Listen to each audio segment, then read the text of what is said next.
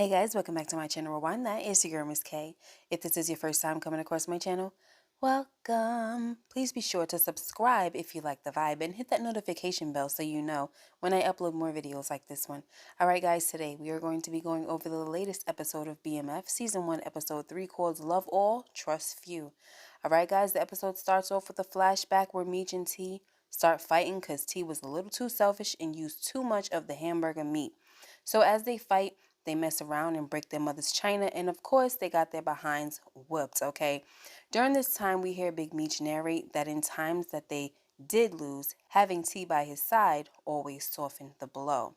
Next, Pat gives Meech 6 days to get him his money, or his gun, which he says is his alarm clock, is gonna ring. And Pat doesn't care what Meech is talking about, right?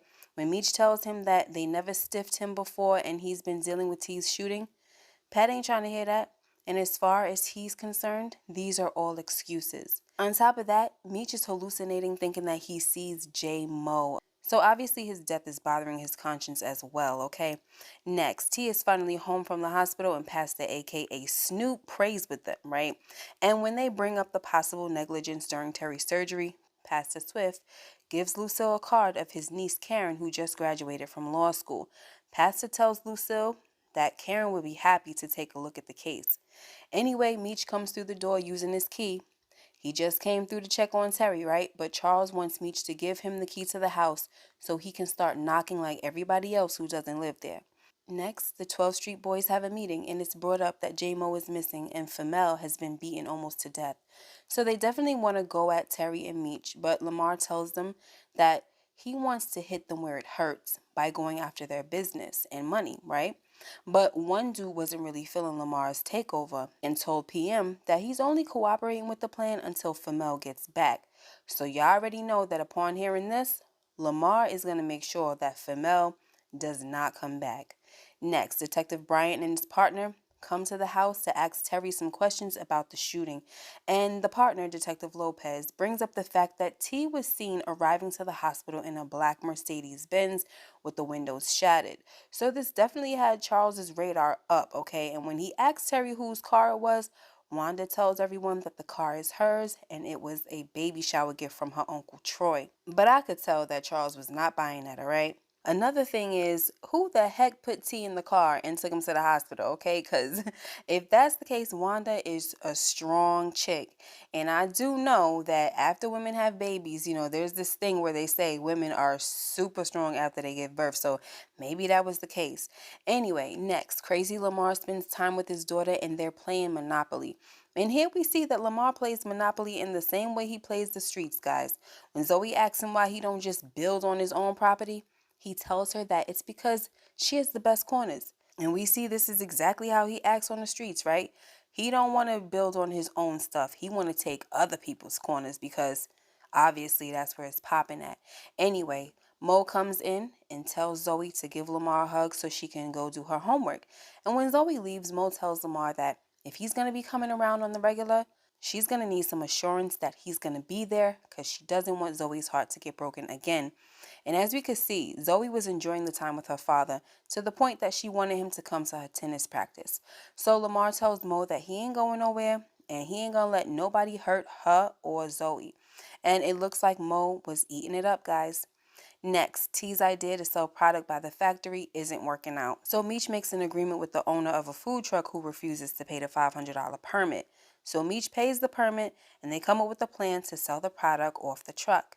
Next, Detective Bryant and Lopez are introduced to Commander Marceline Beckwith, their new division head. So now every one of their drug cases, including the Flannery file, goes through her now. And this is definitely going to be a problem, right, guys? On top of that, the commander lets the detectives know that the state police has initiated the Downriver Area Narcotics Operation, which they are calling Drano. This is to ID and dismantle drug operations in the area. And of course, Lopez, he's all for this, but not Detective Bryant, who's been helping Meech. Anyway, Big Meech narrates that when him and T joined the game and started making money in downriver communities, it put them directly in the crosshairs of Drano. Next, Boots, aka Crazy Lamar, shows up to Femel's hospital room, okay? And of course, he threatens Femel to leave town because he knows that he can't have full control over the 12th Street boys as long as there's a chance Femel will come back. So he roughs the poor guy up in his hospital bed until he agrees to leave town, also making the dude pee on himself, all right? And honestly, guys, I don't understand why he doesn't just kill Femel because I don't see Femel letting this go, okay? I kind of feel like he's going to come back. I don't give a daggone how long it is. He's going to come back, okay? Next, Pat has been stalking Meech all over town, and he finds Meech and T in a strip club, and he tells them that he's shortening their time frame to get the money. So now they only have 3 days left. When Meech complains to him and tells him that he can't do that, Pat reminds him that he could do whatever the heck he want to do because he's God, okay? And that is definitely blasphemy, but this guy seriously has a problem with trying to keep Meech under his control, all right? But it's all right because once Meech gets his food truck operation flowing, it runs smooth, guys, and it's like clockwork, okay? Next, Meech tells his mother that he paid the mortgage on the house. So, of course, Lucille is freaking out because he went against their wishes, and now she has to figure out what kind of story she's going to come up with to tell Charles. She tells Meech not to say anything to anyone. She also tells him that she loves him to death, but he's going to have to learn to listen to somebody someday. Next, tensions continue between Meech and Mickey, and Kato senses it. She asks Mickey about it, but he lets her know that it's really none of her business. It has nothing to do with her, and anything going on between him and Meech is between family. Like whatever they do, curse each other out, however they deal with each other, that's still his Negro at the end of the day, okay? Next, Detective Bryant rolls up on Meech and T, and he tells Meech that no one has seen or heard from J-Mo, and to please tell him that he didn't do anything stupid. Meech lies and tells Detective that he slapped Jay up and sent him on his way. Then he says that it sounds like someone is making a play for 12th Street, and it looks like an internal problem. So Detective Bryant seems like he bought it, right? And before he leaves, he tells Meech that there's a new drug task force being formed and to watch his back. And when Meech says, that's what we got you for, Detective tells him that he ain't gonna have much wiggle room, so consider this your heads up. So after Detective leaves, T wants to know what happened to J Mo, and Meech tells him that Mickey killed him and put his body somewhere in the river. So T is frustrated because he feels like Mickey and Meech been lying to his face, so now he wants everything to be 50-50 between him and Meech, or he's out. So Meech was like, all right, whatever, right? Next, Meech drops off his payment to Pat, and Pat is high as a freaking kite, guys, all right? His attitude towards Meech is much different, right? He's much more pleasant, and, he tells him that he always comes through and all this other kind of crap, right? And all Meech could do is look at Pat's surroundings and see that everybody is high, and Pat just ain't Pat. So maybe in this moment, Pat's weakness is revealed to Meech, and it seems like Meech is learning more things about Pat, and he's not liking what he sees, guys. Next, Terry has a party at a bowling alley. While Kato goes into the bathroom, Lamar's in there waiting for her. And this is when we find out Kato's secret, guys, that she's been tasked to infiltrate the 50 boys, and Lamar tells her that he wants to know everything: who's holding, where they keep their weight, and their money. Then he locks the door and tells her to start spilling the tea, okay? After that, Meech and the rest of the crew realize that the 12th Street crew is all up in their party, okay? And they start putting together that Lamar is probably the new leader of 12th Street, and that he was probably the one who stomped out Femel and shot T. And that all sounds about right, guys, okay? Because it seems like this was all a part of Lamar's plan, okay? Shoot T, blame it on J Mo so he could take back over. I mean, as you could see, them boots, okay? Anyway, next, Charles finds out that the mortgage has been paid, and Lucille tries to tell him that the pastor helped them out. But once Charles goes to call the pastor and tell him to put a stop to the payment, Lucille has to confess that Meech was the one who paid the mortgage. So she tells him that she didn't know that he did it until it was too late. And Charles gives Lucille an order to put a stop on the check. So she tells him that you are my husband, not my daddy, and I don't take orders from you. So T comes in and he's trying to get his parents to chill, but Charles tells Lucille that if she wants Meech to be the man in the house so bad, give him his keys back and let him come and go as he pleases because I'm out of here.